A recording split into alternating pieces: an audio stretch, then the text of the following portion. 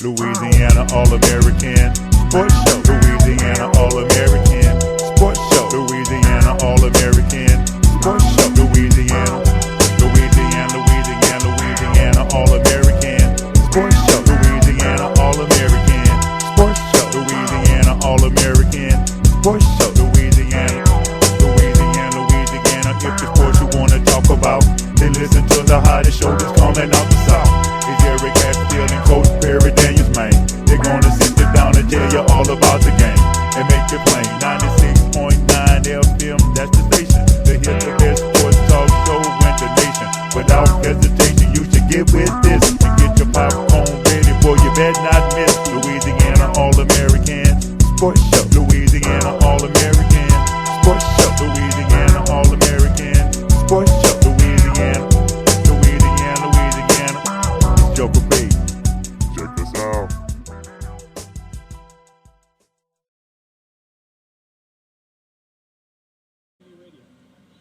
Ooh-wee, and down the road we have the Louisiana All American Sports Show. Y'all ever hear that? I don't know if you guys remember. Some of y'all might have to be a little older to remember this, but we had the you remember the MTV stripped CDs and tapes and stuff where they had the it was acoustics and they took all the stuff that plugged into the wall out. Well, this is going to be one of those shows today on the Louisiana All American Sports Show. It's going to be a technical difficulties kind of day, but hey, we're going to make it do what it do.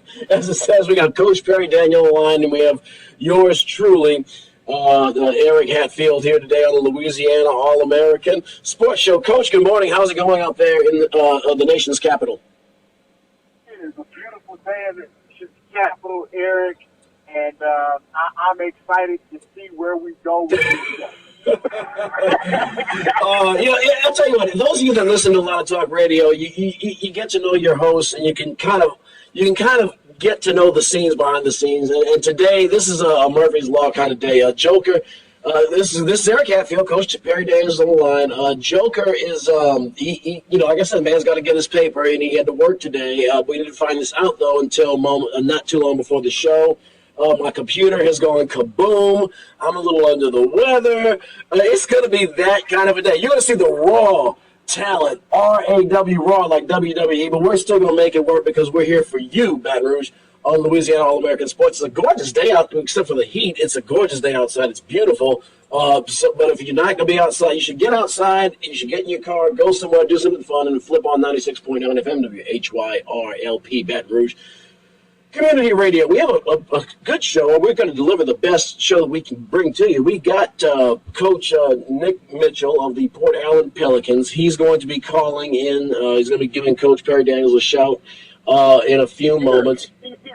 Well, we got a special guest on the line. I stand corrected. See, I told you it's going to be that kind of a day, impromptu. We have Coach Nick Mitchell. He is the head football coach of the Port Allen Pelicans in District 7 3A. We talk about Coach Mitchell all the time on this show. He's one of my favorite coach, my favorite football coach on this show, bar none. Coach Mitchell was the coach of the Southern Lab Kittens. They were the state runner-ups in 2014. They made it to the state semifinals in 2013. They literally built the program from dust. And this guy has the magic touch. He's like King Midas.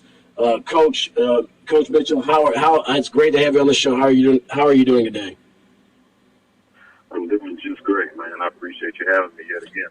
Oh, it's great to have you, Coach. You've had a really turbulent. I mean, this is June, and really ever since December, when you guys earned the runner-up trophy at Southern Lab in the Division IV finals, you had a very turbulent last few months. Rather than me run my trap, why don't you tell us what the last few months have been like for you?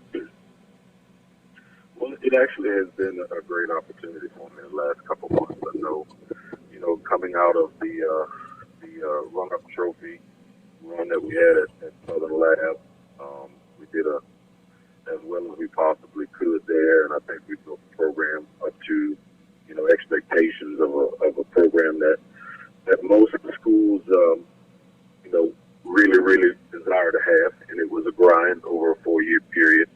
And we had a bunch of great young men. We had a great supportive staff and administration over at Southern Lab. And once we got to that championship game, of course, we didn't come out the way we wanted it, to come out. Played against one of our rivals in the playoffs, Wichita Christian. That was our third time playing them in 4 years. And, once we got out of that game, I thought that we had enough to make that very next step coming from the Superdome and get an opportunity to go back to the Superdome because we had a lot of starters that we were returning. And so we looked at it as a positive. And along that journey, of course, I stay in prayer and try to make sure that I do things the way that God wants me to do them. And after a lot of prayer and fasting, things like that, God said, okay, it's time for you to move on. And it was tough, for me to be able to leave those young men behind. But I knew that they were going to be in good hands.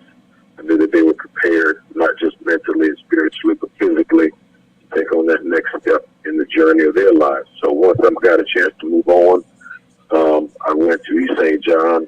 A good friend of mine, Alvin from Amy, he gave me a call and said, hey, listen, I need someone on my staff who I can really lean on and trust, and someone who I know can help me get the job done here at East St. John. So I decided to take a job there over at East St. John for just a short period of time, not knowing that the Port Allen position was going to open. I'm from that area, in the River Parishes. My family graduated from there. Most of all of my friends growing up with, they graduated from East St. John, so it was a smooth transition, nonetheless, for me to go in and help kind of get the program started from scratch under Coach Foster's vision. And once we got to that point, I think we got everything squared away. And I felt like it was a need for me because after, like I said, kind of going to God and saying, hey, where you want me to be, there were a couple other offers on the table, but that was the one that I chose. So from there, we decided that things were going well, and then I got a phone call from Port Allen. Mr. James Jackson, who's the principal there, asked me to come in for an interview, and everything kind of worked out the way I wanted it to work out. So, I'm here at Port Allen now, and I'm very thankful to him, Coach Foster, Mr. Watts, who's the superintendent in West Baton Rouge Parish, and also the interview committee for giving me an opportunity to be a head coach again. We use the expression. Go ahead, Coach. Well, I just wanted to say, I wanted to kind of fill in our folks that are listening who may not be familiar with Coach Foster, former A-League high coach, and they were in the Superdome last year as well. Is that correct, Coach Mitchell? That's correct. Coach Foster and I have known each other since college. He was a football player at Southern while I was a baseball player there. So we had a sort of a pact that we established 2 years ago. We both were in the semifinals. We played against two formidable opponents. It was a very cold, rainy, windy night in November, and he called me before the game and said, hey, man, let's get in the Dome this year. And I said, let's make that pact that we're gonna make sure that we support each other and get that done. We're going to do our best to try to get that done. And unfortunately, both of us came out on the losing end of it, and so we both, consoled each other, so to speak, on the way home from those semifinal losses. And as soon as we got back together, during the coaching clinic, things like that, we sat down, kind of went over some things that were critical to our programs to help us take that next step. And we came to, that same pact, say, look, we didn't get there this year. Next year, we got to promise ourselves as men and as coaches, we're going to get it done. And, sure enough, we both got a chance to play and coach in the Louisiana Superdome. Of course, both of us came out on the short end of the stick, but nonetheless, we were both able to enjoy that moment together as friends. That is extremely interesting because, you both went to the semifinals in the same year. You both made it to the Dome in the same year. You both had the same results, and then you both changed schools. And that's just kind of amazing. But I would also like to extend and offer, we're always in good spirits when you join us on our show. We would like to extend and offer Coach Foster to join us anytime he would like as well. So before we start talking about, Port Allen and District 7 3A and how tough that is. Let's talk about where some of the guys that played last year are going to school next year.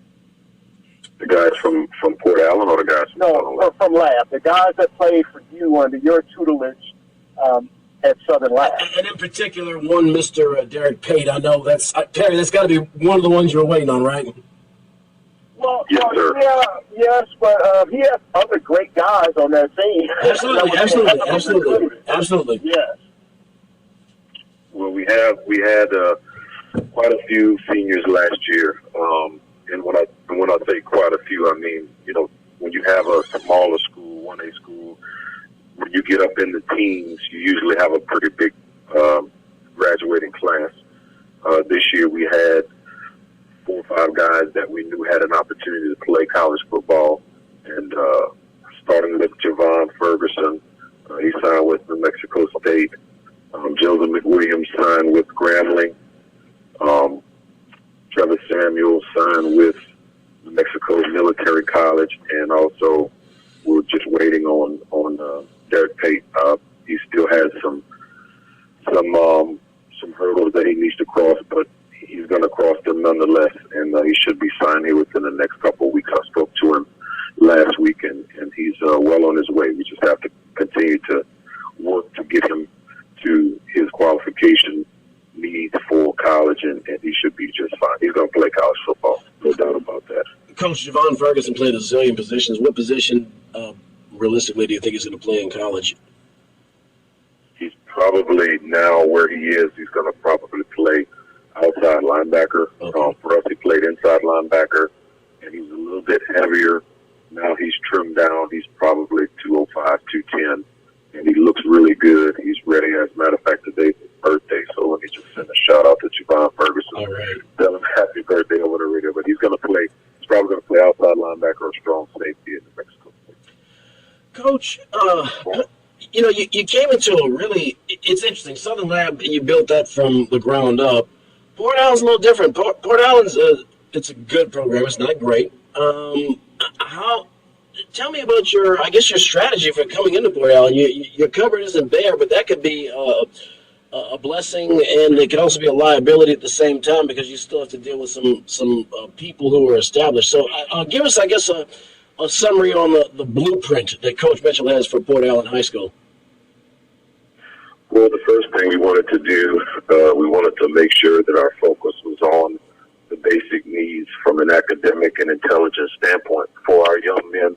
Port Allen has now moved up in their school grade, and we're continuing to rise from that perspective. And so as we walked into Port Allen with that opportunity, we knew that we would have a few things that we needed to square away. Number one was academics, was to make sure the academic piece was in place so that our kids can not only enjoy success off the field, but also on the field as well. So we had some protocols that we put in place there to make sure that we ensure their success on the field. And in the weight room, we came in right before spring practice started. And so we wanted to make sure that we set in motion all of our basic necessities for becoming a championship football team, which was establishing our off-season program, making sure that the guys buy into the commitment piece, and also making sure that it was fun for them at the same time where they can see their own successes, you know, throughout the process. We didn't want to put a bad product on the field during the spring, so we decided we wanted to make sure we just did an inter-squad. So we ran probably 80 plays or so, got them on film, and now we're in the process of that preseason piece that gives us an opportunity to, you know, really compete on a level with those foes that we have inside of our district that we're going to have to be at best in order to compete with. So those are the two things that we wanted to make sure that we got squared with, the academic piece and also the preconditioning of our season. So we wanted to make sure that that was squared away. You have Coach, go ahead.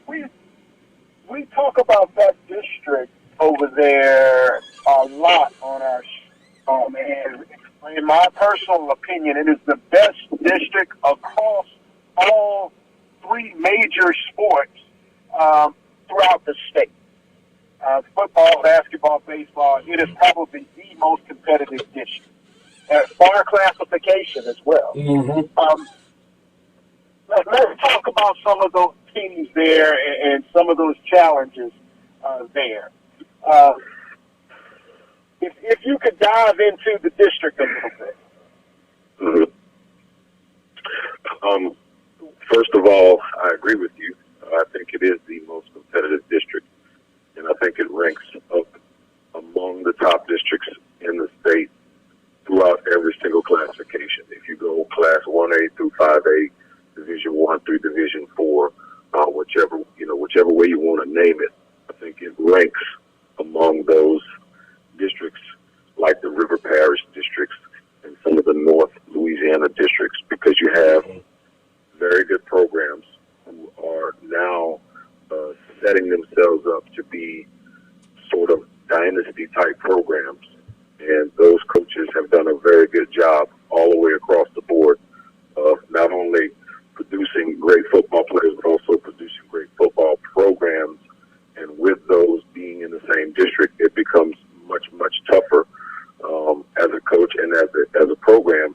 We need to make sure that we're always on the cutting edge as far as the way that we compete, the way that we train, and the way that we prepare our minds and bodies. Because if you look at the track record over the last couple of years with Parkview Baptist, U-High, West Feliciana going to the semifinals, you have Bruley, who's also, right across the intercoastal. So they've done a good job also of making sure that their programs stand up to par with the rest of the great programs, not just in that classification, but all the way across the state.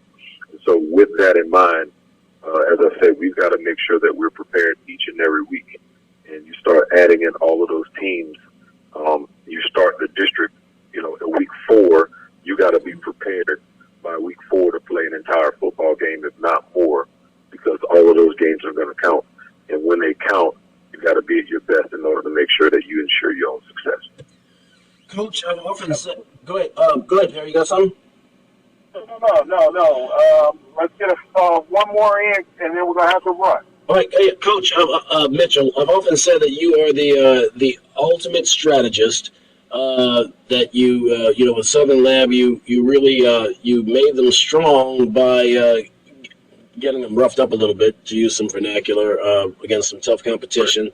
In District 7-3, the district's going to be tough enough as it is. This is a two-pronged question. Do you plan to take a similar approach like you did with Lab as far as scheduling the toughest out of district opponents as possible? And also the other side of the coin is, who are some of the existing returning players who you think are going to step up and stand out? I'm thinking in particular of Alex Hebert, who was just born with a very talented arm, both in football and baseball, but you got a lot of talented players on that team. So I know you started the spring football and so on. Who are your key players, and from a scheduling standpoint, what's the strategy? Well, from a player standpoint, we have a mixture of not just upperclassmen guys that have a great deal of experience, but we have some other young men who are going to be thrust in positions for the very first time. Jairus Robertson, he's a kid who played cornerback last year, who we're going to be moving to the quarterback spot. He's a very good athlete with a talented arm, and he can run. He can do a lot of great things in our offense, our spread offense. Running back wise, we have Ken Broussard, who's a 6', 200-pound tailback who can really run between the tackles, along with we have another young man named Kevin Ransom, who's a running back who played in that system last year, who I think is going to enjoy a little bit more success for us being in a spread offense, because he can really, really run. He's probably 4'5". He's also going to play some safety for us, but he's going to be back there in the backfield with us also. As far as our offensive line is concerned, that's where we're probably going to have the most turnover. Mm-hmm. We're probably going to have the most attrition, because we had 4 starters last year that were seniors. And so with those 4 starters, gone, we're going to have to prepare for new young men that are going to have to get in those trenches with some of those teams. And so Tony Dupree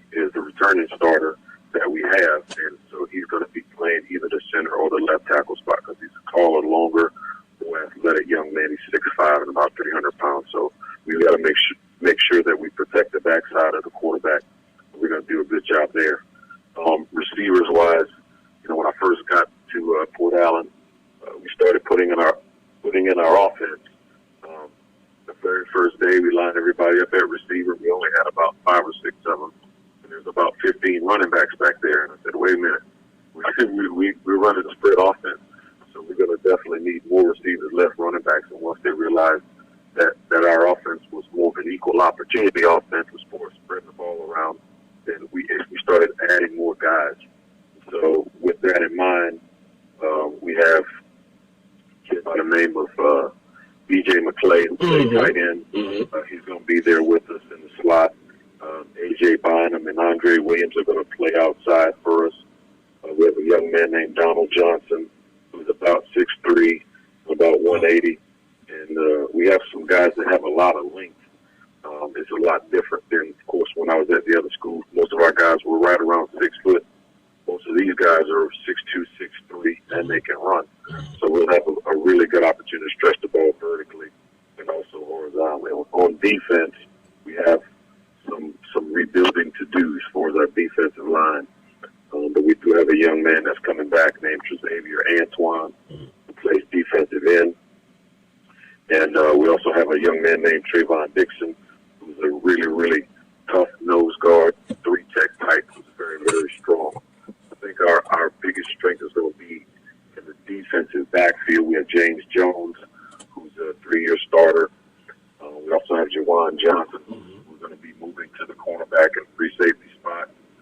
Also, Kevin Ransom is going to be playing some free safety as well. And so when you add those guys, along with Casper Williams, who's one of our linebackers, and a young freshman named Brenton Brown, who played some sparingly last year, but he's big. He's about 6'1" and about 210. So he's going to be a very good football player in the near future. We got to get him prepared. With that in mind, those are the guys that we're going to really, really focus on getting prepared and ready for the football season, along with some of our other younger guys, because we have a good group of freshmen. And we also have a really, really talented group of 8th graders that are coming in. So that freshman and sophomore class is going to be critical for us in order to not only gain success, but sustain success as a football program. That is awesome, Coach. Coach, we thank you for joining us as always. We have been covering a lot of Port Allen games over the years, so we're going to feel right at home this fall with you and the Pelicans as we cover you on Louisiana All American Sports.com. And again, we wish you the best of luck and have a great season, Coach. Listen, I appreciate you guys having me on. It's always a pleasure. And anytime you need anything from me, you know how to get in touch with me. But I really do appreciate everything you guys do for high school football in Louisiana. And God bless you guys. You have a great weekend. Thanks, Coach. Thanks a bunch. That was Coach. No problem. Thank you, Coach. That was Coach Nick Mitchell, head coach, Port Allen Pelicans. And Coach Perry Daniels alluded to it. You're going to see a lot of we have a lot of Port, other than the McKinley Panthers. Port Allen's probably the school we cover the most on Louisiana All American Sports.com and talk about on the Louisiana All American Sports Show. We're going to take a very short intermission. I'm going to answer a quick call of nature, and we'll be back on the other side with more Louisiana action. Of course, we have some action on the diamond, and hey, we have not forgotten about the NBA Finals, so don't go anywhere. You are listening to the Louisiana All American Sports Show on 96.9 FM WHYR-LP, Baton Rouge Community Radio.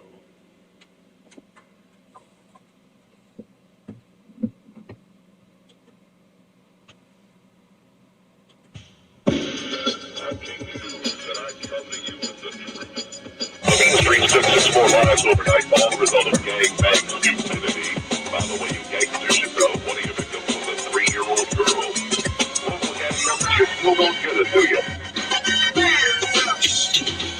It's straight up business everywhere I look. Used to be a straight-A student. What you like? Unless you like gangbanging. Let's see how many brothers leave us hanging. America, get busy, up to the red, the white, the blue, and a great message, great song.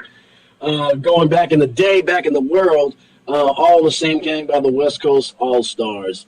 Well, man, that brought back some memories, Derek. Me too. I forgot about that song, man. Remember Michelet? I forgot Michelet's existence until I heard her. Hey, how you saying? Yeah, I heard the little high-pitched, squeaky voice on that song.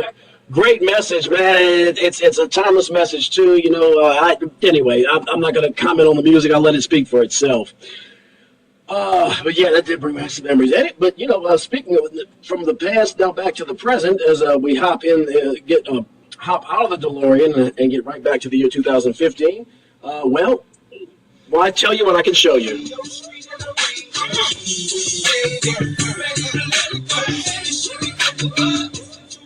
We have on the line the Fixer. Well, gee. Hey, what's going on, fellas? How y'all doing today? Man, we doing well, man. We're stumbling through this thing today. And noticing, I was wondering, was I the only one out there?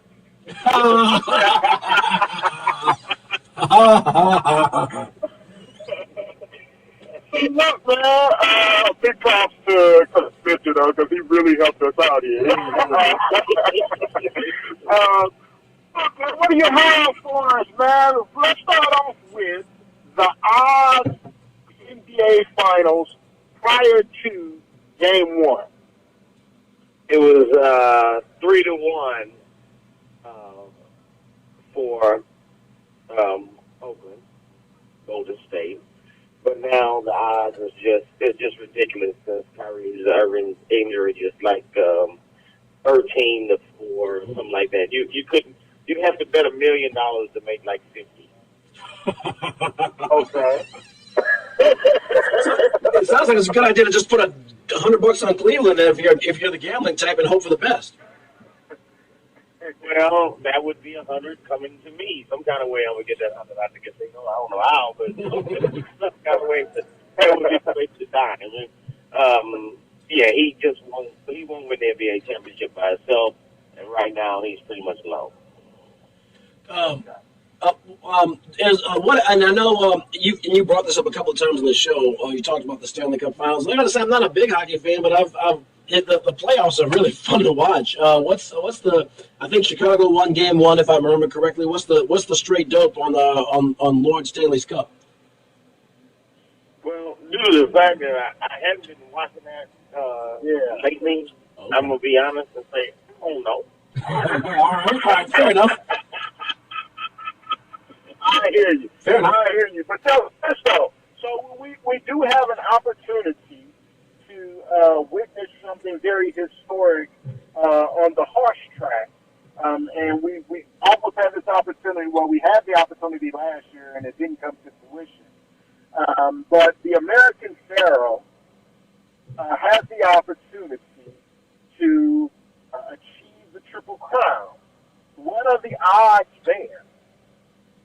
Well, I do have those, and American Pharaoh is 3 to 5 odds, which means another one of those bets where you have to bet $1 million on him to win $50. Mm-hmm. So American Pharaoh is the favorite, and American Pharaoh only has one thing that they've been looking at in Vegas, and that is he has not run at Belmont as a 2-year-old. Every other Triple Crown winner has won at Belmont as a 2-year-old, and American Pharaoh hasn't. But he's still a 3 to 5 favorite, followed by Frosted and Maturity. So American Pharaoh is the favorite, and his numbers look good because I've been watching some of the guys here, and they do times like quarter mile, or they do everything like they do at the NFL Combine on horses. And American Pharaoh is looking good, but he just hasn't won at Belmont as a 2-year-old. That's his only downfall. Okay. Yeah, it's going to be interesting, because the last time a Triple Crown was won was 1978. Yours truly was a Tyler. I know you guys were much younger in those days. It's something that none of us have really gotten to see and experience as adult sports consumers. I'm really It's going to be interesting and fun to watch today. Do you have anything else jumping off the radar? I know this is not the busiest season in the world out there in Vegas, but at the same token, I know you can pretty much wager on anything in Vegas. You can wager on anything, but I think another big wager that you could probably win on is how about those St. Louis Cardinals? Oh boy, I knew that was good. I know that. Not only that, folks. Not only that, folks. This is clever. I mean, if you listen to the show long enough, you know Perry has a St. Louis background. The Fixers from St. Louis. We talk about a lot of Cardinals baseball. Besides the fact they have just a very good team. And yours truly, I grew up a Dodgers fan. So, and they just laid the hammer down on the LA Dodgers, taking 3 or 4 games, if I remember correctly, in the last week. Boy, the Cardinals are on fire. Yeah, I agree. Right now, that would be a pretty good wager. And that's without Matt Adams, So yeah, and without Adam Wainwright, y'all got. I got to bow down. I got to give props where it's due. How about them Cards? All right, G. Hey man, anything else for us? No, all good. Y'all have a fine evening. I think I might take off to see if I can make it over there to Chavez Ravine and catch a game. Hey, That would be awesome. beautiful place. Beautiful place. That would be awesome. Well, folks, as we always have, thank you, Fixer. That was All right, man. Oh no, you know the routine, G. Stay off the grid. Stay out of jail. That was the Fixer.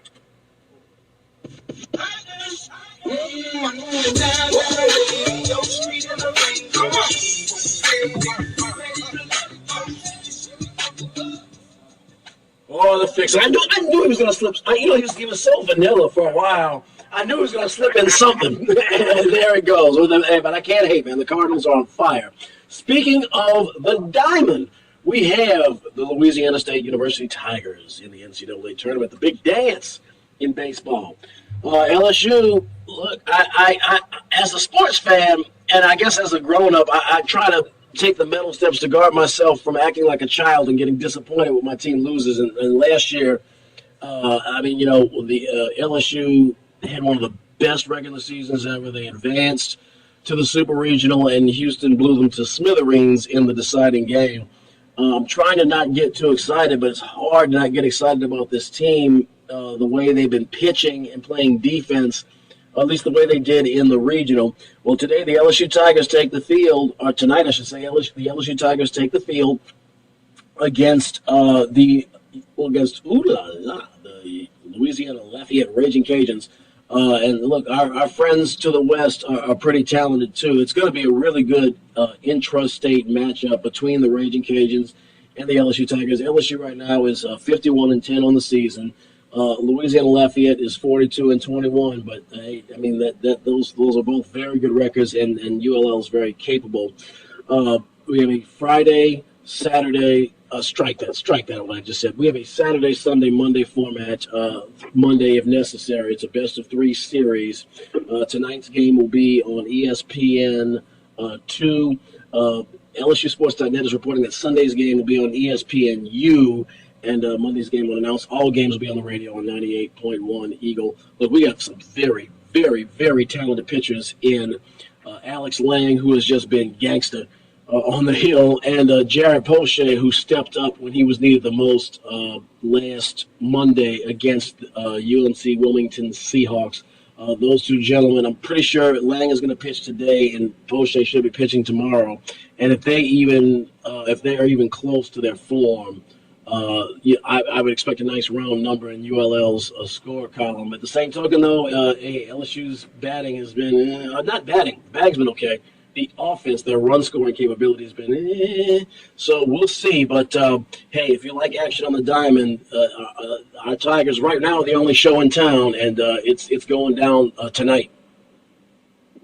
Hey, man, this is huge in the state of Louisiana. These two programs are just very competitive, and it's a brotherly war. Mm-hmm. A lot of the kids played together in high school. They all know each other very well.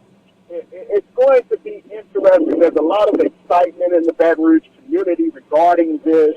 I was looking at impact numbers for the community there, and it just looks like it's going to be outrageous. So it should be a very interesting 3 days, and I know my partner Eric Hatfield has the Tigers all the way. Oh, yeah. And we'll see what happens. Hey, We'll see what happens. man, I'll tell you what, it's going to be rocking at the bar. I could not get tickets for a reasonable price there. It's going to be rocking. And in the words of the hip-hop artist Sally Sell, it's going down tonight. So tune on in, folks. It's going to be a good time on the Diamond. But from the Diamond to the Hardwood, Coach, wow. We have a best-of-7 series in the NBA Finals. Only one game was played. Game 2 is tomorrow. But I think the opinion, I think the public sentiment, frankly, is that it may as well have been a best-of-1 series as there we go. As we had Cleveland and Golden State, and it's so funny, Barry. We talk about how. We talk about football as a game of inches. It's become a cliche now, right? And I've often said baseball is a game of millimeters. But man, game 1 was a game of inches, and yet in spite of those inches, pretty much Cleveland's been written off like a bad insurance, like a total car. Yeah, man, this is going to. The question is, is the King that good to where he can still get the crown without 2 of his supporting members? And that's what it's going to come down to, man. This Golden State team is for real. They play 2 people deep, and they just keep coming at you. It's relentless. They have a lot of bullets in that gun. I said this. I almost sound like a broken record if you listen to the show every week. That I just think Golden State has too much for Cleveland. I said they have too much firepower, too many bullets in the gun, and that was my opinion. I also said last week, and Joker did hit a nail on the head as far as Cleveland's potential to steal a game, because you look at Golden State, they look jittery in the first half, and he said, LeBron's the only guy out there with championship, with NBA Finals experience, and it looked like Cleveland capitalized on that, and yet they still couldn't win. I said that Cleveland wasn't going to win this series, but if they took game 1, they'd have a chance, and they had it in their grasp, and then they lost it, and I just see it pouring on from here. I don't see it getting better. Obviously, Kyrie Irving was announced. He was either late last night or early this morning. He broke his kneecap. He's out for the series. Look, I'm a LeBron. I'm actually wearing a LeBron James jersey right now in the studio. I am a fan. Don't mistake me, folks. I ain't no hater. But Golden State in 5, there's just no way. He'd have to put on a cape with an S and then duplicate himself. Perry, I don't see any way Cleveland can win this series, but you coach basketball, I don't. Is there any exploitable opportunity without involving an injury? You see that Cleveland can even have a prayer in this series besides, J.R. Smith, a.k.a. Jay Swish, hitting, 80% from three-point range. And that's the whole key. J.R. Smith now becomes the key to the series, man. He shot 3 for 13 in game 1. That's not going to get done. Mm-hmm. He's got to have a higher shooting percentage if they are going to win games in this series. And he's the key here. He is the key. Hey, Eric, I need you to, while we're in the middle of this segment, though, I need you to get those blueberries ready.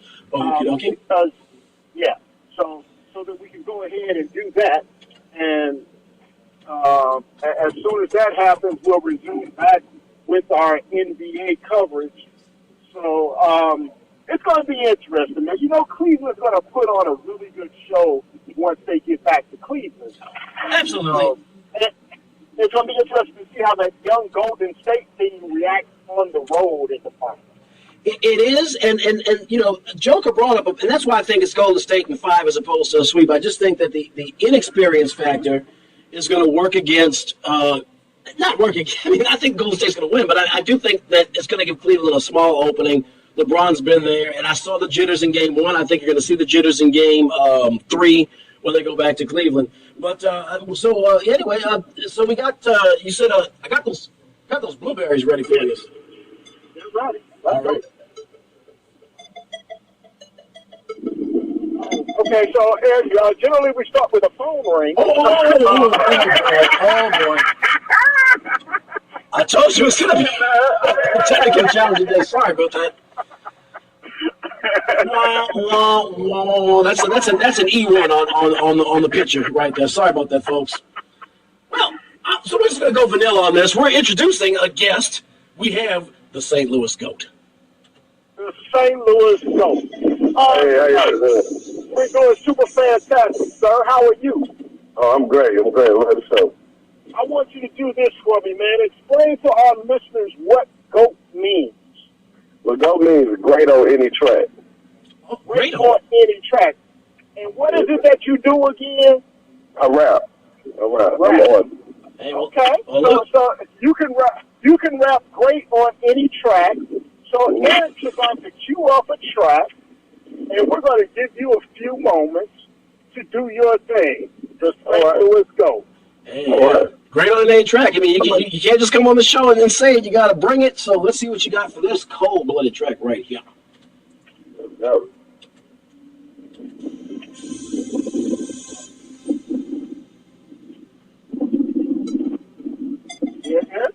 Yeah, I'm ready. I'm ready on beat. Can you hear it? Yeah, there we go. Okay. Okay, I hear it. Okay, yeah. All right. So, wake up in the morning, bake them high. Hardest remember yesterday. Every day I'm taking job. Before a roster, I'm a man. Overstand the face of life. Be protected from my complexion. Someone to die. Why? Too complexion, so we flick like we live in Shakespeare. But it ain't what you're thinking. Y'all can hear them dead presidents. I'm prone to get frankers. Like drunk is known to be drinking dirty. I'm wrong because I'm thinking. D-O-G-E-T-I-T like T-I-P, D-O-A-T. Great on any track, say that's the fact. I spit that forward. She can't see me because they know it's me. I know this young girl knows me. She want me to come and talk to me, seeing something like Jodeci. All right. What's your name again? Go. Great on any track. St. Louis GOAT. We appreciate you, St. Louis GOAT. I appreciate y'all, man. I appreciate the love. Keep doing what y'all doing. Positive vibration. Thank you. See. Woo, that was fire like Cayenne. All right, y'all gotta get back in here and go to work, man. Do your thing. Appreciate it. All right, that was the GOAT. Great on any track. That was homeboy was flowing. He's got some high energy there.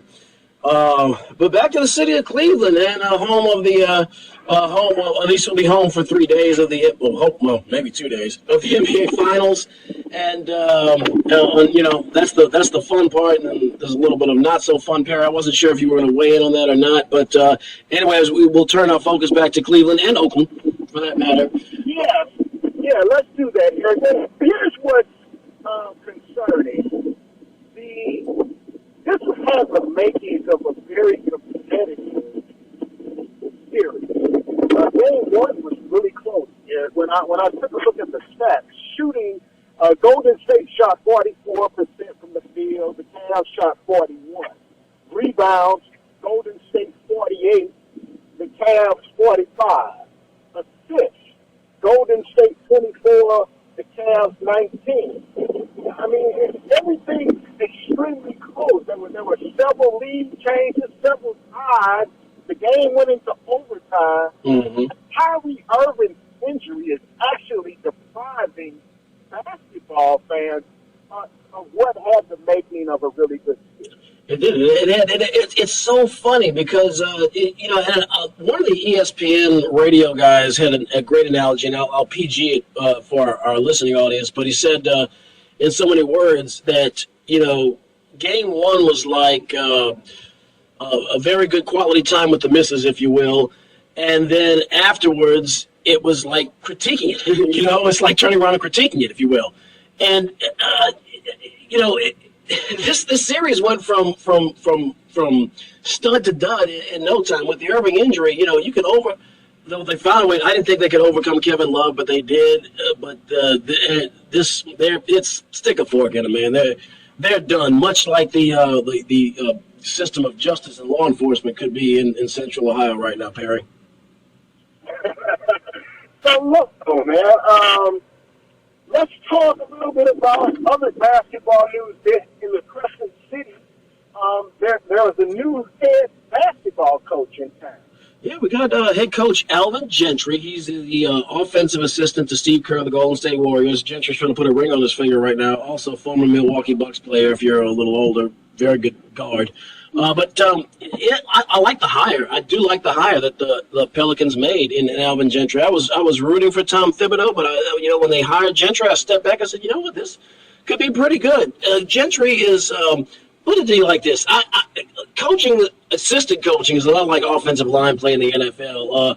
Except for people that have no lives whatsoever or liars, nobody's gonna sit up there and say that they evaluate the offensive line play or whatever. It's one of those things that goes on behind the scenes. But when I look at it's one of those things where you have to look at the finished product and listen to the evaluations of others to get an idea for the quality. And I got to tell you, man, as an offensive assistant, the results on the court speak for itself. So I'm really excited for what Coach Gentry could possibly do for the Pelicans and for Anthony Davis and for Drew Holiday and for Tyreek Evans. Look, it's a sunny day in New Orleans if past results are indicative of future performance, Perry.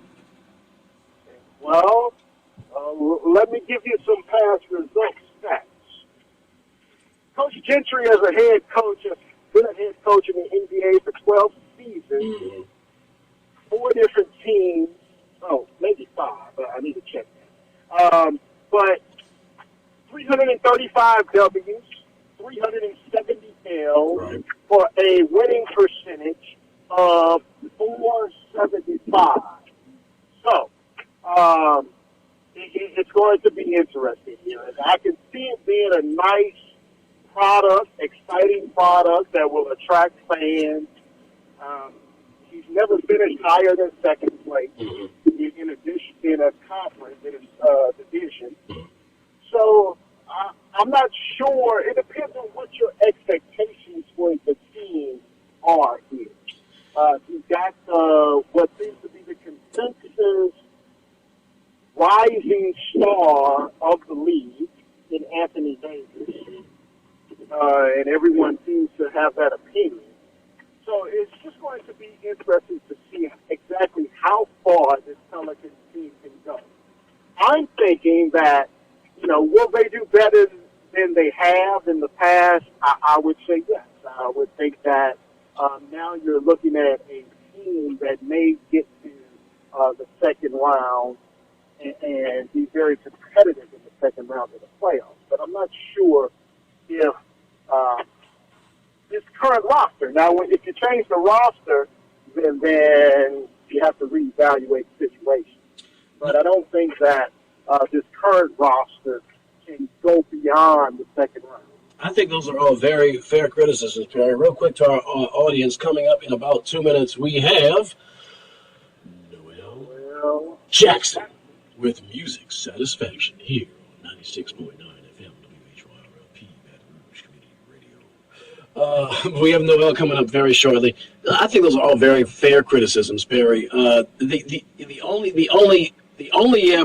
a couple of yeah buts, and the biggest yeah but, I guess if it's if there's any sunshine for Pelicans fans, is that Beyonce would approve, because it looks like, barring something unforeseen, that he's going to put a ring on it. And in other words, he's going to have a championship ring to bring to that locker room. And that I think that changes the narrative. Even as an assistant, that changes the narrative, I think. We've seen assistants throughout sports be successful and then come to the coaching ranks and be mediocre or even bottom out. I mean, North Turner has been, one step above average for his entire career, even though he won all those rings with the Cowboys. So there's no guarantee. But you look at what he's doing at Golden State, something has changed there. I do agree with the criticism about the roster. They need another turbo booster, if you will, Perry. We got Absolutely. Exactly. We have about 60 seconds left. So Perry, I'm gonna turn the floor over to you for parting shots. I want to get in one quick thing, man. Big props to Judge Kern Reese, who is doing his what's the Family Feud host? Steve Harvey after Richard Dawson. He's doing his best Steve Harvey impression as he presides over whether or not Tom Benson still has all of his faculties and able to run his sports empire there in New Orleans. And right now, that is currently in district court in the city of New Orleans. The daughters of Tom Benson have taken him to court, suing him to say that he is no longer competent to run the New Orleans Saints or the New Orleans Pelicans. It's sad to watch, but you know, as radio hosts, I don't, you know, we don't necessarily root for teams. We root for something to talk about. There's definitely something to talk about. We are all out of time, folks. Noel is coming right around the corner, and ABT, JNS, love you. Have a good afternoon. Thank you for joining us. Because this is a community radio station, we're listener supported. What does that mean, Clay? We get to have programming that's exciting and diverse. Stuff you would never get to hear on a commercial radio station. Yeah, like our show. Hail to the king and lots of love. May he protect us from the evil. Hail to the king, lots of love.